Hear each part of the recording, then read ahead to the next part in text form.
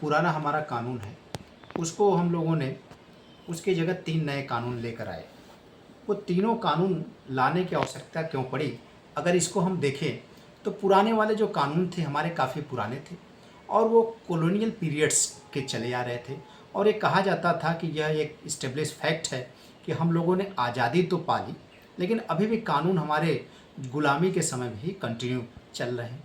और इसके अलावा जो तकनीकी नई नई तकनीकी डेवलप हुई, उस तकनीकी को लेकर भी कानून में समय पर संशोधन करने पड़े।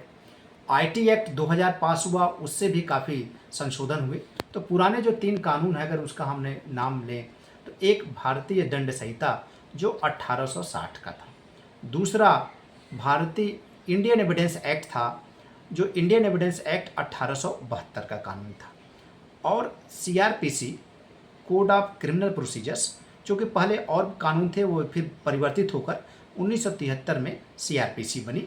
इन तीनों पर भारतीय संसद ने एक नया कानून पास किया है। तीनों के लिए अलग अलग नया कानून आया। क्योंकि अगर हम एक कानून को अगर चर्चा करें तो भारतीय साक्ष्य अधिनियम वो 1872 से चला आ रहा था और इस कानून में संशोधन भी काफ़ी कम ही हुए थे।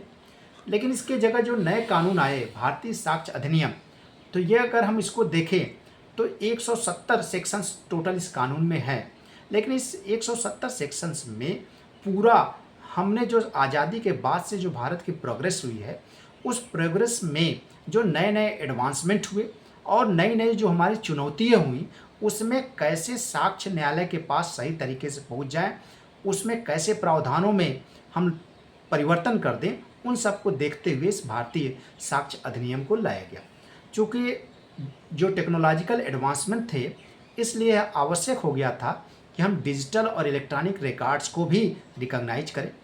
इस भारतीय साक्ष्य अधिनियम का जो उद्देश्य है, ऑब्जेक्टिव में ही बहुत क्लियर लिखा गया कि जो विचारण होगा, ट्रायल होगा, वो ट्रायल यहाँ जो ऑब्जेक्टिव है वो फेयर ट्रायल होगा।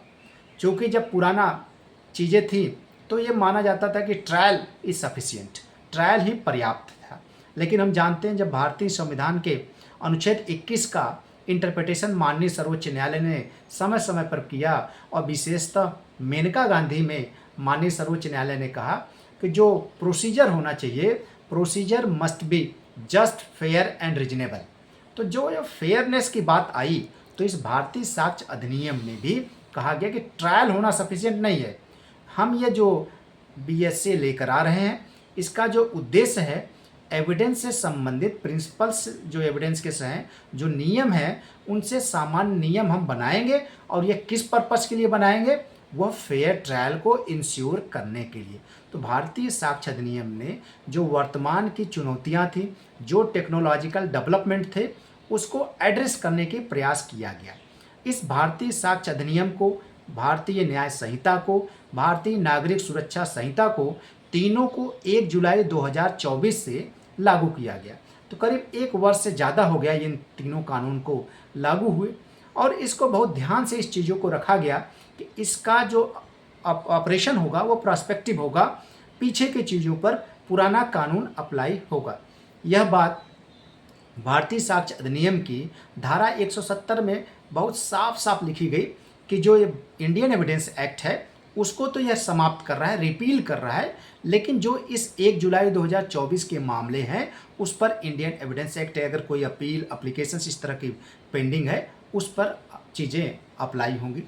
तो ये जो फेयर ट्रायल का जो पूरा कॉन्सेप्ट है, ये फेयर ट्रायल यही कहता है कि जब किसी को न्याय मिले तो ये लगे कि उसको न्याय मिला है। ऐसा नहीं कि केवल डिसीजंस आए, निर्णय न आए, बल्कि उसको वास्तविक रूप से उसके साथ जस्टिस हो, जस्ट डिसीजंस हो।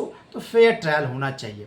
और इस भारतीय साक्ष्य अधिनियम और बीएनएस और बाकी चीज़ों में जो जैसे एविडेंस की हम बात करें, साक्ष्य की बात करें, क्योंकि साक्ष्य एक महत्वपूर्ण हो जाता है। कोई भी न्यायालय निर्णय पर तभी पहुंच पाता है जब न्यायालय के समक्ष साक्ष्य मौजूद हों। बिना एविडेंस के न्यायालय किसी चीज़ को डिसाइड नहीं कर सकता। तो इसलिए साक्ष्य की भी महत्ता है। और इस साक्ष्य में पुराने समय में दस्तावेजी साक्ष्यों का बहुत महत्व था, और जो कहा जाता है कि डॉक्यूमेंट के फॉर्म में आएंगे, या ओरल एविडेंस होंगे, तो दो ही तरीके के एविडेंस की बात थी कि मौखिक साक्ष्य हो सकते हैं और दस्तावेजी साक्ष्य हो सकते हैं। चूँकि जब ये इलेक्ट्रॉनिक और डिजिटल रिकॉर्ड्स को भी हम रिकॉग्नाइज कर रहे हैं, तो वो डिजिटल इलेक्ट्रॉनिक रिकॉर्ड्स को भी हमको महत्व देना पड़ेगा।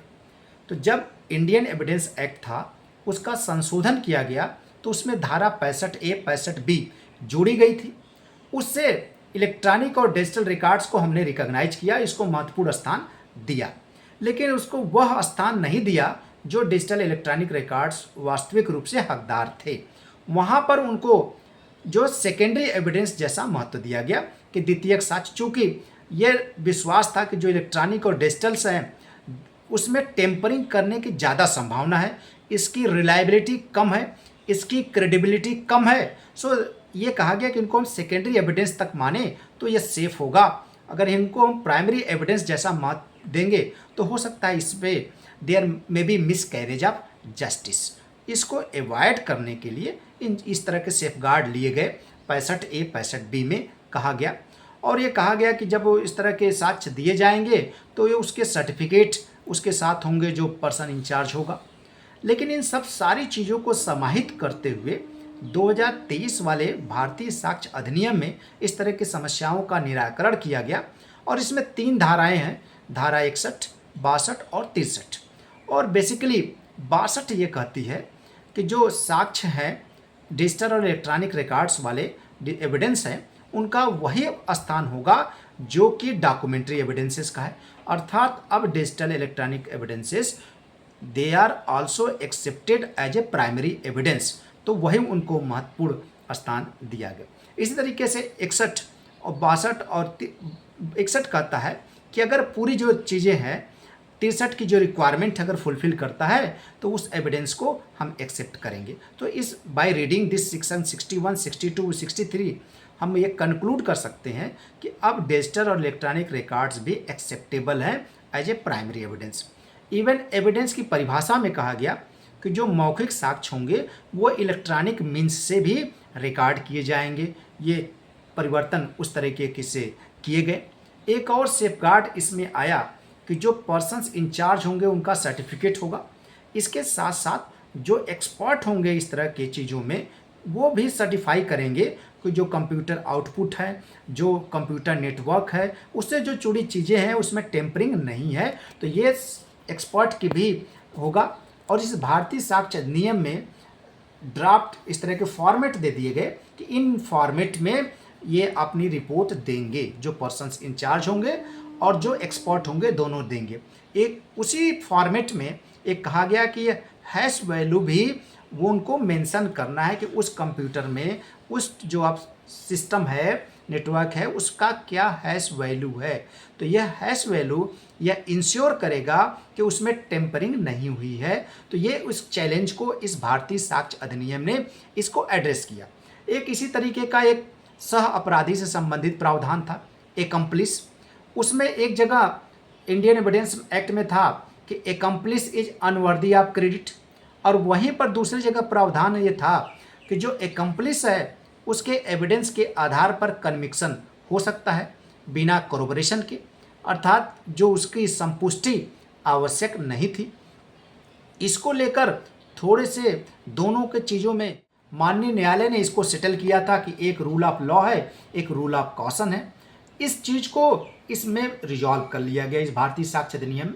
और अब यहाँ पर जो धारा 119 का इलस्ट्रेशन बी हो या 138, दोनों में कोई डिफरेंसेस नहीं है। दोनों ये कहते हैं कि जो एकम्प्लिस का साक्ष्य होगा, जो सहअपराधी का साक्ष्य होगा, उसका कोरोबोरेशन आप करा लीजिए, और कोरोबोरेशन संपुष्टि के आधार पर अगर किसी का कन्विक्शंस होता है तो वह लीगल होगा, वह इलीगल नहीं होगा। इस तरह की चीज़ों को क्लेरिफाई किया गया, उसमें चीज़ें बहुत क्लियर हो गई।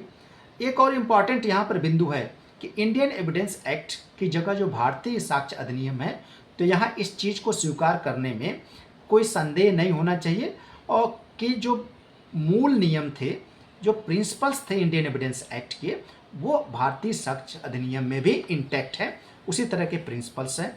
तो जो रीनंबरिंग हुई है सेक्शंस की, जो टेक्नोलॉजिकल डेवलपमेंट है, जो मॉडर्न टेक्नोलॉजी डेवलप हुई, उस तरह के चैलेंजेस को ध्यान में रखते हुए इस चीज़ों को अब चेंज किया गया कि जो हमारा पूरा भारतीय साक्ष्य अधिनियम है, जो वर्तमान चुनौतियां हैं उसको टैकल कर सके, उसको देख सके, उसको कर सके।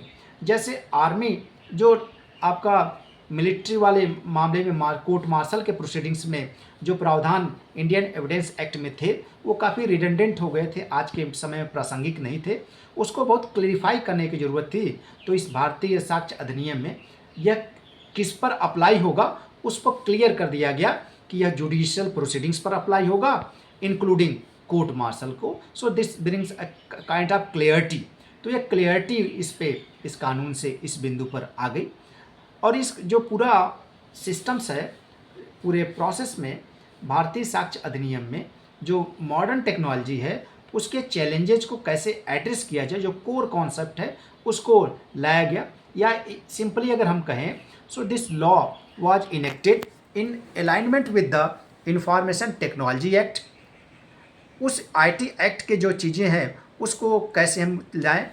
कुछ जेंडर से संबंधित टर्म्स थे, जैसे लेजिटिमेसी को लेकर था कि अगर लेजिटिमेट सन, तो वो जेंडर स्पेसिफिक था, वो इंडिकेट करता था कि जो अगर हस्बैंड एंड वाइफ है तो उनके जो बच्चे जन्म होंगे बेटा होगा।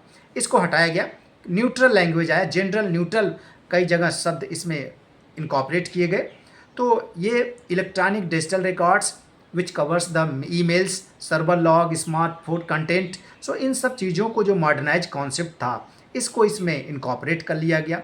और इसी तरीके से इस भारतीय साक्ष्य अधिनियम में एक और प्रावधान जोड़े गए कि जो शब्द, जो वर्ड यहाँ पर उपयोग में हुए हैं, अगर उनको परिभाषित यहाँ पर नहीं किया गया है, उनको अगर परिभाषित आईटी एक्ट में किया गया है, उनको अगर परिभाषित भारतीय न्याय संहिता में किया गया है, उनको अगर परिभाषित भारतीय नागरिक सुरक्षा संहिता में किया गया है, तो उनके वही अर्थ होंगे जो वहाँ पर परिभाषित किए गए। तो ये कोहेसिव फ्रेमवर्क डेवलप करने का प्रयास किया गया। तो ये जो तीनों मेजर, चूँकि तीनों बहुत विस्तृत हैं तो इसलिए संक्षिप्त में मैंने भारतीय साक्ष्य अधिनियम की चर्चा की। इसी तरीके से भारतीय नागरिक सुरक्षा संहिता, भारतीय न्याय संहिता आज वर्तमान की हमारी जो आवश्यकताएं थी उसको दृष्टिगत रखते हुए कानून में रिफॉर्म किए गए, क्योंकि जो हमारे मॉडर्न चैलेंजेज हैं इनको हम एड्रेस कर पाएँ। एक बहुत पुराना सिद्धांत है कि जो विधि है it can not applied in vacuum, law has to applied in the society. तो विधि को हमें निर्वात में इस तरह के नहीं अप्लाई करना है, हमको सोसाइटी में कराना है। तो हमें सोसाइटी के जो चैलेंजेज हैं उसको देखते हुए कानून में परिवर्तन करना है। तो ये कानून में परिवर्तन करना आवश्यक था, इसको दृष्टिगत रखते हुए इस तरह के कानून में परिवर्तन किए गए। जब ये कानून हमारा इम्प्लीमेंट हो गया है, अब इसमें क्या क्या चैलेंजेज आएंगे या इसके इम्प्लीमेंटेशंस में क्या इशू आएंगे वो फ्यूचर में एड्रेस होंगे। सो ये पॉजिटिव चेंज है इस कंडीशन में। Thank you.